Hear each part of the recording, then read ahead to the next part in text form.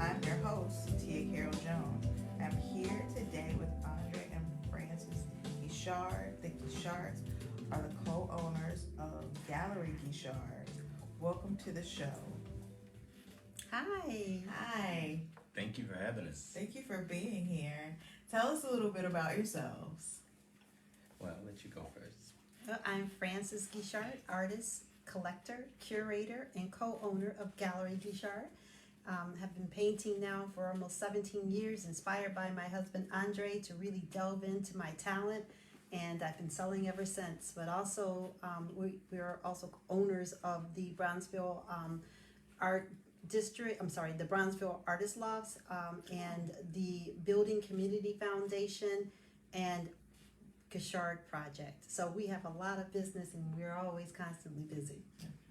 Very well said. And I'm also a artist, collector, curator, born and raised on the south side of Chicago. And I grew up in a house with an artist who was a painter and a sculptor. And I had no idea it would affect my life the way it did.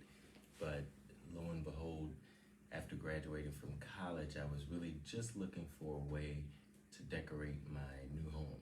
And I started creating art for my home, and my friends started buying my art from my walls. And I said, if ever I was able to sell more art than my day job, I would really consider being a full-time artist. And it took about 8 years, and the rest is history, and that was about 23 years ago. So it's been a wonderful ride. I met my amazing wife and business partner, and just the joy of working with your spouse, and that experience is really just so enjoyable. But I've come to realize after us being in business for 16 years that it's also inspirational, and collaboration has been a big part of our success and our journey, because our business partner Stephen Mitchell is a collector. So our gallery is a collaboration of artist, collector, as well as curators. So it's been a really great journey. Great. The 5th annual Mayor of Bronzeville and First Lady fundraiser ball is set for this Saturday, July 24th. What can people expect from this year's event? I'll let you go first, because we Let's both go. are getting really excited about this. We have a great time every year. It's indoors in Gallery Guichard, and outdoors in the Great Migration Sculpture Garden. We have food, libations by Michael Bonner, who is a Let Us Entertain You chef. He owns Serenello's, but also now is catering with Gallery Guichard. So he does all of our catering. Impeccable. The food is amazing, and the presentation is awesome. And so we're just so excited about what we're doing. We're going to have so much fun. Music. I'll let Andre tell you a little bit about that. Yeah, no, it's a multi-level experience. It's a great experience and a celebration about Bronzeville and the history of the mayor of Bronzeville and what those traditions have meant. So you can expect, as Frances said, amazing food, live entertainment with Lisa Aziza and her amazing partner. It's called Mo's, Aziza, Lisa, and Monique. And they're phenomenal, as well as live painting by one of our premier gallery artists, D. Lammy Hansen, and she'll be doing live demonstrations where, when you look at some of her work first glance, you see the metallic colors and you think it's pigment, but she's actually scraping metal onto the canvas. It's called metal point. So she'll be doing live demonstrations with that, as well as different types of music, hip hop house by DJ Marcel Terry, our resident DJ, and the people.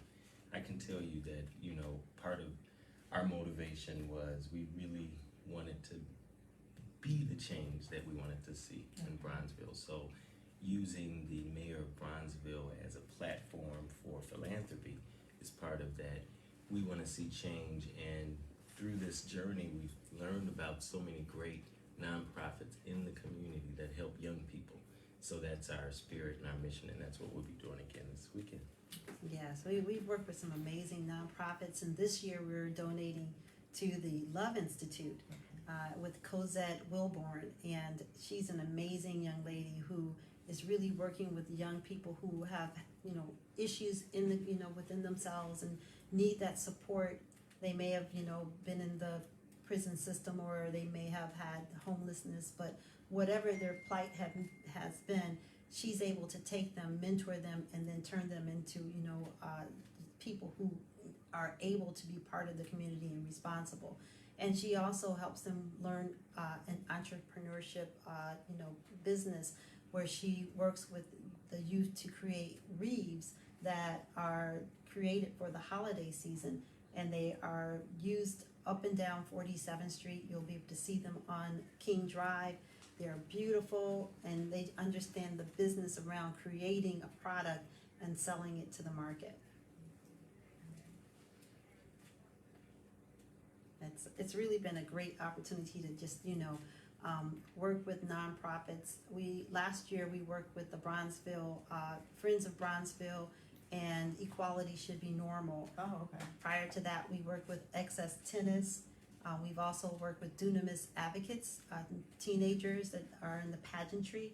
And we worked with the Young Leadership School, the Young Women's Leadership School. So we've had some amazing opportunities to give, and we've given over $30,000 so far, and we hope to give more. And the more people who come out and support and help, we're able to give more and be able to do what's necessary in the community. It's about giving, and it's not about always receiving. So we have to be people who are up to the task of working and collaborating and then giving, so that our youth can see the positivity and that they can have something to inspire to. I agree, and giving is contagious. When we first started, at first glance, any production is a lot of work, and you think about all the time, the effort to put on a ball and to court sponsors and invite people to come out. But after the first year, you just get so excited, when you start giving the checks and you meet the organizations and the people making the change. So it's great. Party with a purpose. That's right. So how do you choose those organizations? We have a committee, and we have an amazing committee, and the information is also on our website. But our committee, we actually present various nonprofits that are familiar to the committee members, and we will then all take a vote on certain things. So like even with Love Institute, they applied 3 times, and so this third time is a charm. They had everything in place. Their website is amazing. They're really reaching out. They've got metrics, and we want people who are really doing things to to use the money that will help people. That it's not just money that goes into the pocket or they don't know how to use it. And it's about awareness too, because before this, I'll admit, there are organizations that I didn't even know existed. So hopefully our platform will bring more awareness so people can continue to donate and support these organizations even after the Mayor's Ball. Where can people go to get tickets to the event? Great question. They can go to www.galleryguichard.com.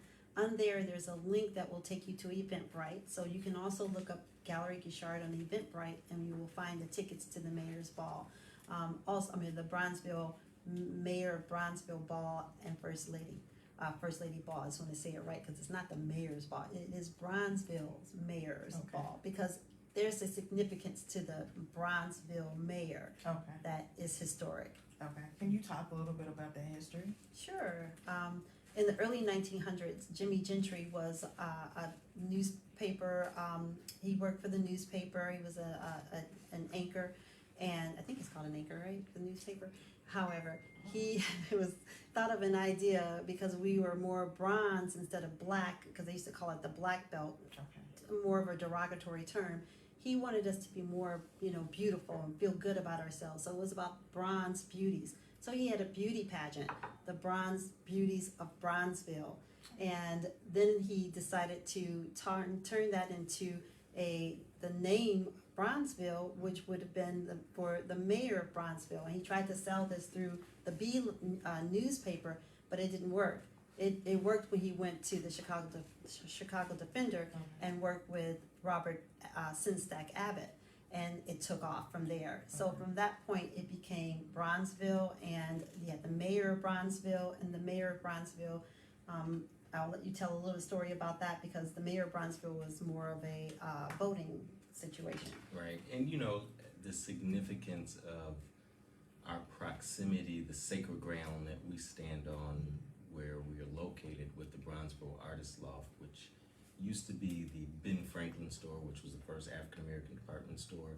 And then next to that, where the Great Migration Sculpture Garden, that was the historic Palm Tavern. But to Francis' history, that was where the first mayor of Bronzeville was, and he owned the Palm Tavern, and that is very significant as we walk on this sacred ground and really understand the legacy of our neighborhood. And I think that history is so significant because if you just start thinking culturally, 80 years of art movements in the same neighborhood, entrepreneurially, I mean, the Ben Franklin store, the first African-American department store. So we're celebrating the greatness of our community and the greatness that this community still holds. And part of that is knowing who we are and educating the young people and the old people, because a lot of us, we don't know who and what this sacred ground really was and is that we stand on. So that's what this celebration is about. And I know about Bronzeville because my mom grew up in Bronzeville. My grandparents migrated here in the early 1900s, and they lived literally just 5 blocks behind where the gallery is. And she would regale stories of Bronzeville in its heyday, and it was so very romantic, almost like Harlem. So I've always had this romantic feeling about Bronzeville. Of course, it's just a neighborhood like any place else, but we work together. There's community. And great people like Quincy Jones and Nat King Cole, they all lived there. Of course, Ida B. Wells, and just so many others that you could just ramble off and because we understood how important it was to do great things, and we still need to just figure out how to all come to our communities, live in our communities, and grow our communities, because we have talent that is amazing, that can really change the dynamics of where we live. And community and family. I really, the more we travel internationally, you realize the destruction of the family is really the core of America's problem. If there is a problem or a disadvantage that we have with all the wealth that we have because of the assault on the black family, we have to all recognize that and understand it's just up to us to be community, come together, support balls like the Bronzeville Mayor and First Lady Ball, because we're raising money to support nonprofits that help children. But it's that collaboration, and we can work together, and that's the other message. Okay. And so then, speaking of community, speaking of great young talent in the community, the Bronzeville Art District Art Tour kicked off on Friday, July 16th, virtually and in person. How do you pull something like that off? Well, first and foremost, it's collaboration, and I want to give a big shout out to AARP, because back when COVID first hit and they announced everything was shut down, they were one of the first sponsors to step up and say, okay, we're going to support a virtual platform, which, believe it or not, was just as expensive as doing it live, because the video productions, the new technology that you needed to really invest in and recreate your gallery experience online. They invested in that and set the precedent for how we were able to do a hybrid. And now that we've opened back up, because we continued to have each of the galleries create a online exhibition, which we still aired that on Zoom and Facebook Live, and then 3 galleries in July opened up live, so they also had a live presentation. And I'll let Frances talk about the programming that we had in the future programming, because it really was exciting for people to come back out, and they were in full force, and people were excited to get out. Right, and I have to say, even for the virtual, there were people at home who enjoyed it. They would, we would have hundreds of people on at one time, and they would be able to click on a link and go to each of the galleries and visit each of those galleries. Well, they can still do that because we do virtual and in person, so we're hybrid. We now know that we can tap into a resource of people beyond the Chicago borders and actually get people who are in the country as well as internationally. So people from all over are tapping into the Bronzeville Art District Tour. It used to be a trolley, now it's the Art District Tour. And this year we had an amazing show at all of the galleries. Little Black Pearl, I'm sorry, not Little Black Pearl, but Little Black Pearl usually participates, but they did not participate this year.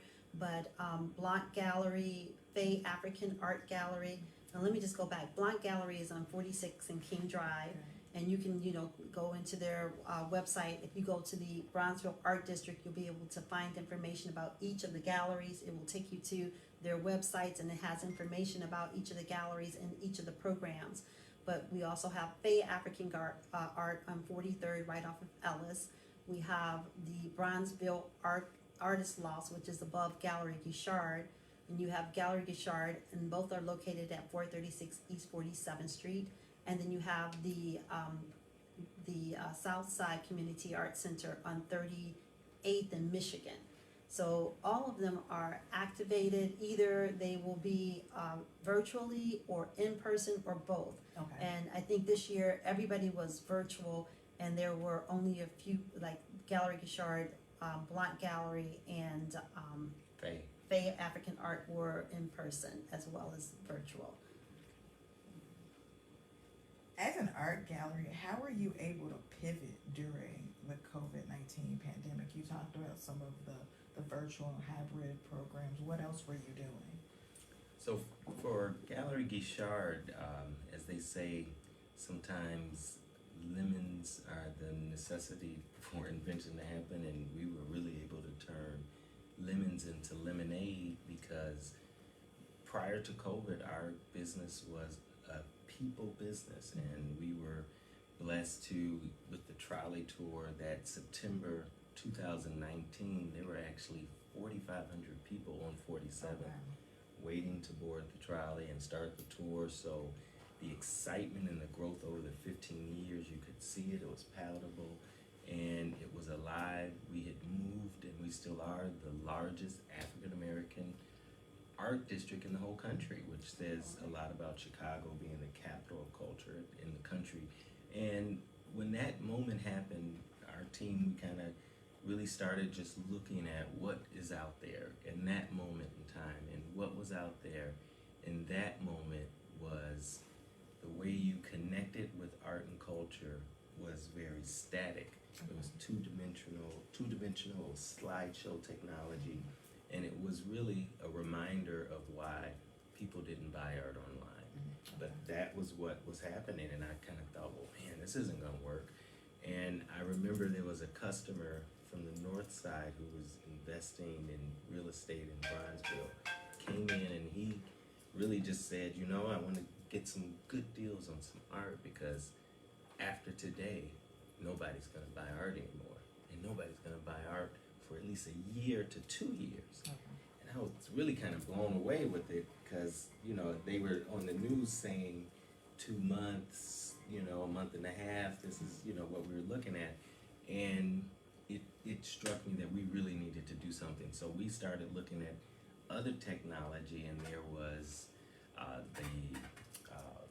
how you fly around with a drone, that technology, and there's technology in real estate where you can move around. So we just started combining existing technology with what we felt our customers still wanted, which was being connected to the artist. And the virtual exhibition catalog was born by merging those existing technologies, where if you go to our website, there are 15 virtual catalogs now where you can drop in, hear a 2-minute video overview of what the show is about, and the second link literally drops you in virtually. You can walk around the gallery, and it's literally changed our business overnight, and even has changed our business model, because to Frances's point, prior to COVID, our business was more like the music business in the 20s or 30s. I don't know when the record was created, but before, when you had to be at a set to see it, to experience it, that's really how art openings were.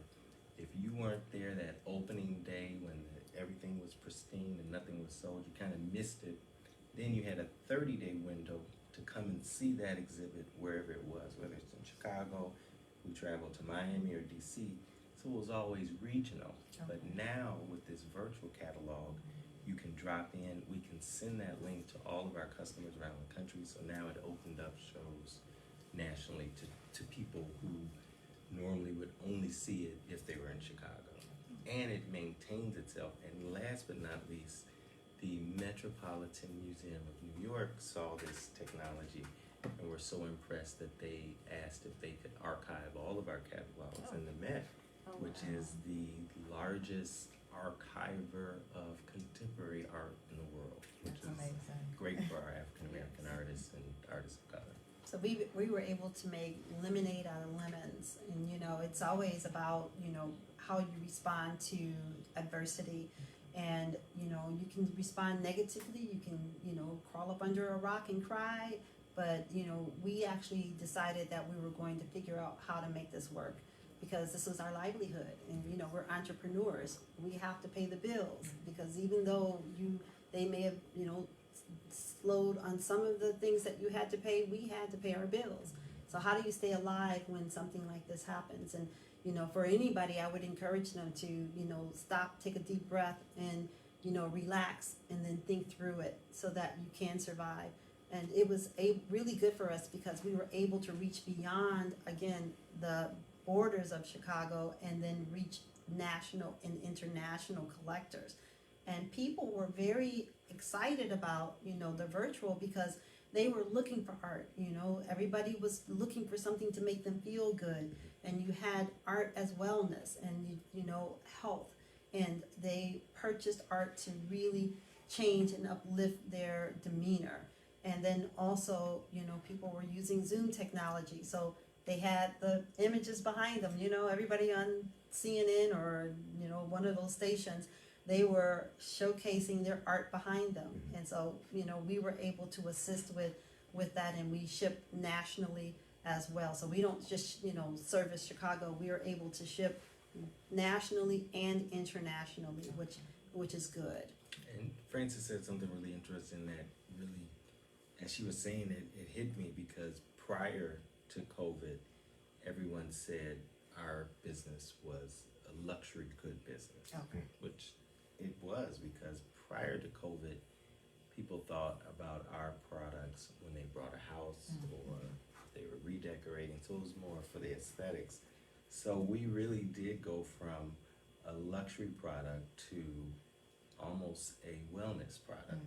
And literally, I won't say any names, but we've got some famous collectors who would sometimes just say, oh, I just need to come in here and feel the energy from the artists in the space just so I can feel better. Now keep in mind, her collection is unbelievable, but she just wanted some more lift from that energy. And I think that's what we've been able to really connect to is people's real connections to fine art and how that uplifts you. And the support of Black businesses. People during COVID wanted to, and they still do, want to support Black businesses. And we, ask everyone to still come out and support the Black businesses, not just ours, but all of them and all of the galleries within the area. Come out and support us. And that's what's going to keep us all alive. And that's what helps us to be able to hire more people and get people jobs and opportunity for us to mentor people, because now people are in your space and you can mentor and talk to, changing people's lives and making, a dynamic change in our own community. And being a role model for how do we really start having conversations about some of the imbalances that still exist, particularly in the cultural space. And, there's a statistic that hasn't changed much, and the statistic is it's around 1.2%, which just is 1.2% of all of the artwork in the top museum collections are by artists of color, African American artists, and the C-suites and the lobbies follow those percentages.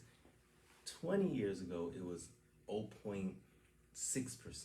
So in 20 years, we've only moved from less than 1 to just over 1. So there's so much gain if you think about Chicago's 30% African American. So when you think about those type of percentages, we still have a lot of gain to make, or inroads to make it more of an even playing field, because that's really where, when artists are able to participate on those levels of corporate collections and museum collections, then they can help their families and help all the people who have collected this work, then their collections go up in value. So there's a trickle-down theory that I think has also, at least more light is being shined on it through corporations trying to make gestures and inroads in that way. And recently Sterling Bay has been making some inroads in that way, which has been exciting, with an exhibit we have down at 1-2 Prue, which is also exciting. Yes. And you know, one to Prue, you know, we've been working with Kiana Barrett and Keith Douglas at the Sterling Bay, company, and it's really a great opportunity to have several of our artists showcase work in a corporate setting. And you can actually go down to the Prudential Building, it used to be called the Prudential Building, 1-2 Prue, and see the artwork there. My work is there, I'm an artist as well, and Andre's work is there. We also have Stephen Olalaken and Adam Guichard. And then that work will be changed out, and then we'll bring in another show at the end of the year, and then you'll be able to see more work there. But you can also purchase the work. So it really is a great opportunity to get exposure. And we had over 50,000 views, just people interested in looking at the work that, you know, is there online. And it shows you that African American art isn't, you know, monolithic, you know, where they try to make it as though, you know, it's only African imagery or it's only antique African art, but we're as varied as our own individual fingerprints, landscape, abstract, still lifes.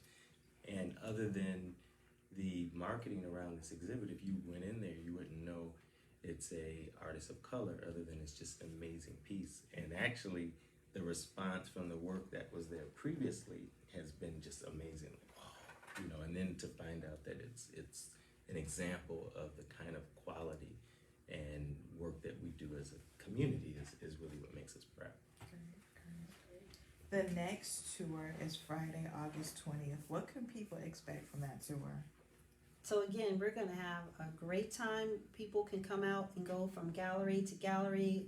They can go into the Great Migration Sculpture Garden.